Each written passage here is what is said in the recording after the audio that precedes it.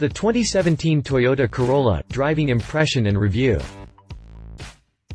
Now well into its 50th year of production, you'd think Toyota has had more than enough time to perfect the Corolla. Indeed, the buying public certainly seems to think the Japanese automaker is doing something right, with over 43 million units sold and 11 generations produced since the model was first introduced in the fall of 1966. In fact, the Corolla is the best-selling nameplate in automotive history, which you might think is reason enough to celebrate with something new and wild. Thing is, Toyota isn't really looking to fix something that ain't broke, which means 2017 brings slight tweaks to the Corolla's exterior styling, new gear for the interior, and a limited-run 50th anniversary special edition model. However, the biggest upgrade is in the safety department, where the Corolla now boasts a raft of upgraded technology as standard across the line. I recently got a chance to drive the 2017 Corolla in Ojai, California, and I walked away feeling content, but uninspired. You see, the Corolla is a very solid little compact sedan. It does everything it's supposed to do, it's comfortable, well-equipped, and with a huge range of trim levels on offer, affordably priced for pretty much any budget. But it's quite telling when the biggest news is nestled away in the safety section of a review. Continue reading to learn more about the 2017 Toyota Corolla. Exterior. As far as aesthetics are concerned, the new Corolla received a nice little facelift, with the biggest updates found in front. The headlights were reshaped, and received LED lighting elements as standard across the range. The grille was also updated, and now incorporates pointed creases along the lower edge of the bumper. The corner lights were restyled with horizontal slats, while the strip across the nose that connects the headlights was plumped out slightly. Practically speaking, the Eco trim level offers the most bang for your buck. Meanwhile, the profile and rear end remain more or less unchanged. The same can be said of the exterior dimensions. Practically speaking, the Eco trim level offers the most bang for your buck, receiving minor aero tweaks to help shave a few percentage points off the car's coefficient of drag down to 0.28, as compared to 0.29 and 0.30 on the other trim levels. Standard gear includes 15-inch wheels on lower trims, while higher trims are offered with both 16-inch and 17-inch wheels. Available exterior paint options include black sand pearl, Barcelona red metallic, slate metallic, classic silver metallic, blue crush metallic, super white, blizzard pearl, falcon gray metallic, and galactic aqua mica. Exterior dimensions. Impression. To my eye, the new exterior changes are definitely a move in the right direction. Of course, I write that with some hesitation, especially after seeing the extremes that Toyota's designers can go to. Yeah, I'm looking at you, Prius Prime. I wish I wasn't, but I am. That said, I think the new look adds a nice crispness that was lacking in the outgoing model. It's certainly nothing terribly remarkable or groundbreaking or sexy, but it does make the car more interesting to look at. In particular, I like the points along the lower edge of the front bumper, as they add a little visual length to the car and help to lessen the age-old box on wheels look that seems virtually inescapable in this segment. Interior. Inside, you'll find pretty much the same cabin layout as before, with broad, horizontal surfaces, wide, comfortable seats, and space for 3 passengers on the rear bench. Updates include a new climate control panel below the central touchscreen, as well as circular air vents, as compared to the outgoing squared units. One of the most important aspects of a commuter is the infotainment system, and thankfully, the 2017 Corolla gets all the latest bells and whistles you'd expect.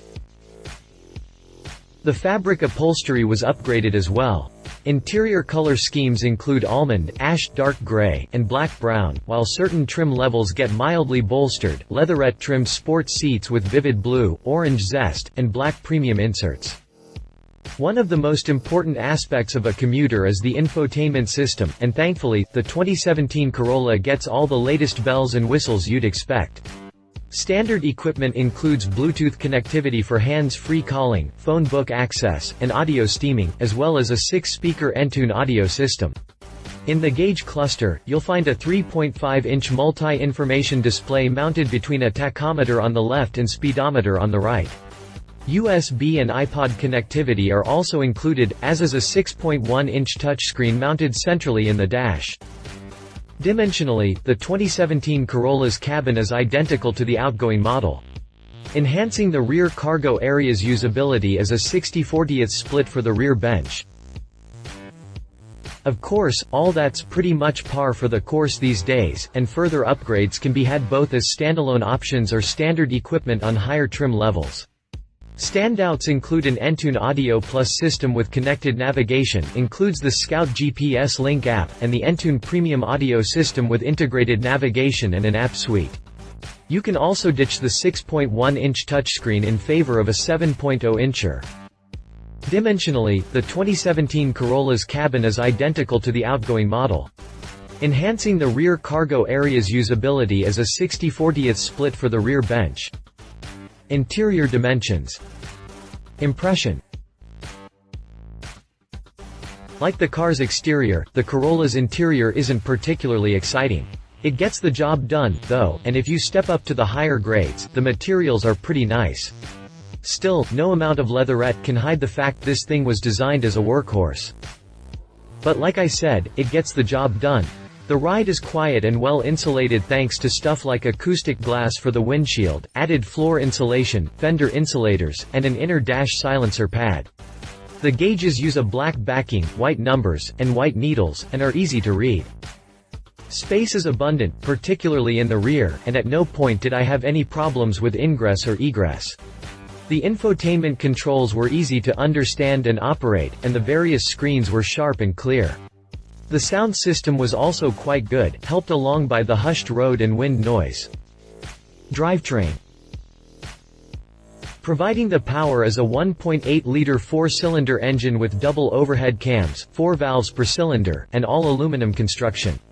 Output is rated at 132 horsepower at 6,000 revolutions per minute, and 128 pound-feet of torque at 4,400 revolutions per minute. If those figures look familiar, it's because the 2017 model gets the same engine as the outgoing model. As such, a run to 60 miles per hour still takes a leisurely 10.5 seconds, while top speed is around 110 miles per hour. The 2017 model gets the same engine as the outgoing model. As such, a run to 60 miles per hour still takes a leisurely 10.5 seconds, while top speed is around 110 miles per hour. Routing the power to the front axle is a 6-speed manual on lower trims, and a continuously variable transmission (CVT) on higher trims. The CVT comes equipped with technology that helps to max out MPG, and it gets a stepped shift pattern that is intended to mimic the feel of a conventional gearbox. Okay, so you'd be kidding yourself if you got a Corolla in the hopes of an exciting experience behind the wheel. How about efficiency? Luckily, the Corolla performs quite well in that department, offering 28 mpg in the city, 36 mpg on the highway, and 32 mpg combined when running a CVT and 16-inch wheels. Go for the 6-speed manual or 17-inch wheels, and you lose a few mpg here and there, but not a lot. The Corolla offers great fuel economy, obtaining 28 mpg in the city, 36 mpg on the highway, and 32 mpg combined. If max mileage is a major concern, you can get the Corolla in the La Eco trim, which bumps highway returns to 40 mpg when equipped with 15-inch wheels. The extra miles come courtesy of revised variable valve timing system called Valvematic, which apparently has broader variability. Interestingly enough, the engine also gets a minor power boost, up to 140 horsepower at 6,100 revolutions per minute, although torque is down to 126 pound-feet at 4,000 revolutions per minute. The Eco also gets a slightly lower coefficient of drag, down to 0.28. But MPG estimates don't always correspond to actual figures in the real world, so Toyota decided to reprogram the Eco's ECU to cut back on overly enthusiastic inputs. Toyota calls it choppy driving habits, which basically means smoother throttle application when setting off from a standstill. Dip past the 50% mark on the go pedal, and you get full power. MPG estimates. Impression. When it comes to the powerplant, the Corolla gets the job done without much fanfare. It's got the output needed to get you where you need to go, but it's not going to spark any fantasies of taking the grid at the next US Grand Prix. Basically, it's slow. Press your foot flat to the floor, and you have more than enough time to think, so this is full throttle. Well, how about that? What's for lunch? Press your foot flat to the floor, and you have more than enough time to think, so this is full throttle. Well, how about that? What's for lunch? I didn't get a chance to try the 6-speed manual, but the CVT was an equally yawn-worthy dance partner. The stepped shift patterns did help it all feel a little closer to a traditional gearbox, but really, what's the point? All you're doing is getting there, so I don't really understand the point of making the transmission feel like you're cracking through the gears. I suppose it gives the car a more traditional feel, which is a good thing if you're trying a CVT for the first time, but beyond that, it's all rather unremarkable. Chassis and handling. Under the skin, the Corolla uses a uni-body construction with copious high-tensile strength steel. Pointing it in the right direction is a power-assisted electric steering system, with 3.81 turns lock-to-lock. The suspension uses McPherson struts up front and a torsion beam in the rear. Providing the stops are ventilated disc brakes in front 10.8-inch diameter, and drums in the rear. Higher trim levels get 4-wheel discs. Wheel sizing goes from 15 inches up to 17 inches, with a variety of steel and alloy options on the table. The tires are all season belted radials, while the Eco gets low rolling resistance rubber and aerodynamic alloy wheels. Impression. Like the engine and drivetrain, the Corolla's chassis and handling aren't anything special, at least as far as dynamics are concerned. Lean on it a bit, and the car immediately starts to struggle, rejecting higher G-forces like a little kid rejecting his vegetables. One of the biggest issues is the rear torsion beam. Now, I know the 86 is Toyota's sporty model, but that doesn't mean the Corolla has to be a complete bore, does it? I would have thought the car's 50th anniversary would be a great time to upgrade to something a little more modern, but I guess I understand Toyota's reluctance. After all, the torsion beam is long-lasting, compact, relatively lightweight, and more importantly, inexpensive to produce, and upgrading would hurt the Corolla in all the areas it shines: reliability, MPG, cost to buy, etc. But it's not all bad. This thing is still fairly comfortable to drive, and it manages to get you there without ruffling too many feathers. Just stick to the right lane, please. Safety and convenience. Here's the big news, the safety gear. For the 2017 model year, the Corolla receives Toyota Safety Sense P (TSSP) as standard across all trim levels.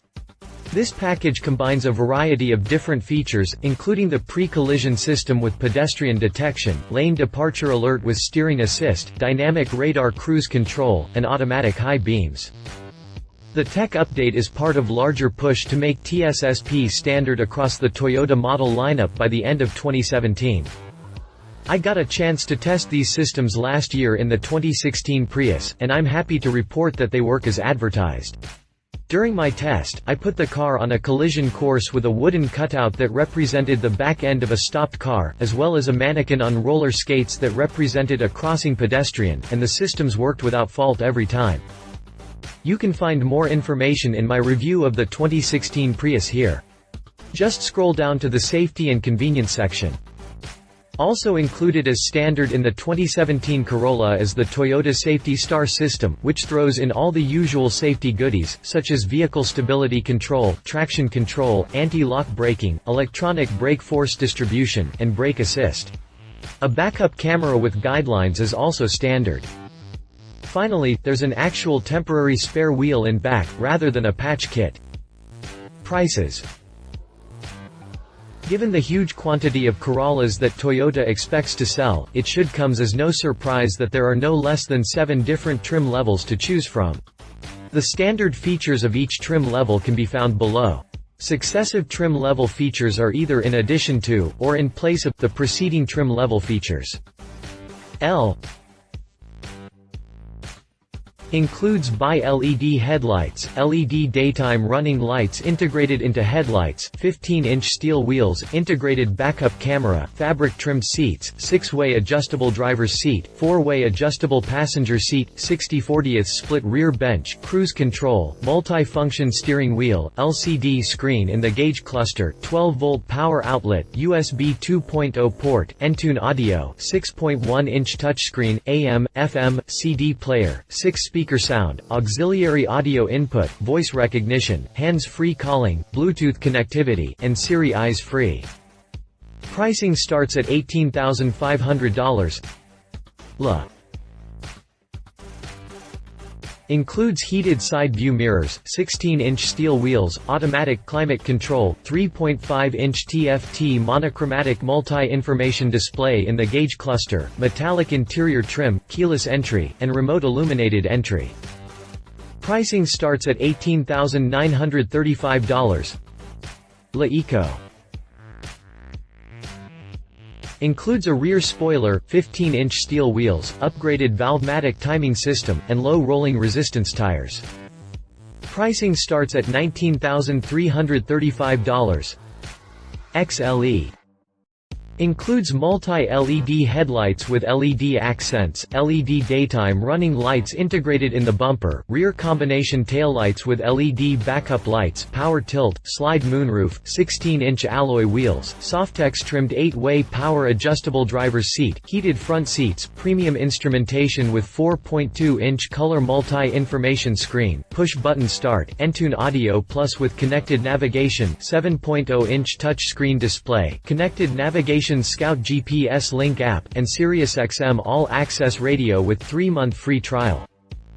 Pricing starts at $21,825. SE. Includes premium fabric-trimmed manually adjustable drivers and passenger seats with Softex-trimmed sport bolsters, sport driving mode, manual transmission exclusive, and a leather-trimmed multi-function steering wheel. Pricing starts at $20,445. XSE. Includes Softex trimmed 8-way power adjustable driver's seat. Pricing starts at $22,680. 50th Anniversary Special Edition. Includes unique exterior paint option, black cherry pearl, black mixed media seats, black cherry piping and contrast stitching on the seats, steering wheel, and shift boot, black cherry on the dash and door trim, 50th Anniversary Edition floor mats and exterior badges, slide and tilt moonroof, smart key, Entune audio plus with navigation, standard 7.0-inch screen, 4.2-inch TFT multi-information display in the gauge cluster, and push-button ignition. Only 8,000 units will be produced. Pricing starts at $21,900. Competition. Honda Civic. While not quite as old as the Corolla, the Civic nameplate is still a quintessential part of compact car history. First produced in 1972, the Civic is now in its 10th generation, offering a more powerful engine and even a few extra mpg when compared to the Corolla. However, if you're looking to equip the same tech and features, expect to pay a good amount more. Read the full review here. Mazda 3. If automatic braking systems and MPG aren't really your bag, the 3 should provide the thrills you're looking for. Up to 184 horsepower is on offer, as is nippy FWD handling a whole lot of zoom. The fun comes with a price though, as the Mazda gets a harsher ride and less standard equipment when compared to the Corolla. Read the full review here. Conclusion. Toyota is aiming to sell roughly 1.5 million Corollas around the world every year. That is a lot of cars, and as such, Toyota has to make this thing appeal to as broad an audience as possible. That means no big changes, but rather simple, logical, incremental improvements across the board. When it comes to basic A-to-B transportation, you could do a lot worse than the Corolla. It's well-equipped, well-priced, highly efficient, and comfortable to drive. In that respect, this Toyota excels. When it comes to basic A-to-B transportation, you could do a lot worse than the Corolla. It's well-equipped, well-priced, highly efficient, and comfortable to drive. Throw in the standard TSSP technology suite, and it's extremely safe as well. It's just not all that exciting in any way, shape, or form. So then, who is this car made for? If you're looking to put an older daily-driven commuter to bed and want something brand new with lots of the latest features for not a lot of money, then the 2017 Corolla fits the bill. My suggestion? Figure out your must-have features, go for the grade that offers them, and take a test drive. Just make sure you test out a few models from the competition as well, as you might find something with a little more personality that you like a whole lot more. Love It Nice features quiet, comfortable ride, efficient drivetrain, reliable track record. Leave it a bore behind the wheel, outdated rear suspension setup lacks personality. If you liked this video, please share your thoughts in the comments below and don't forget to hit the subscribe button.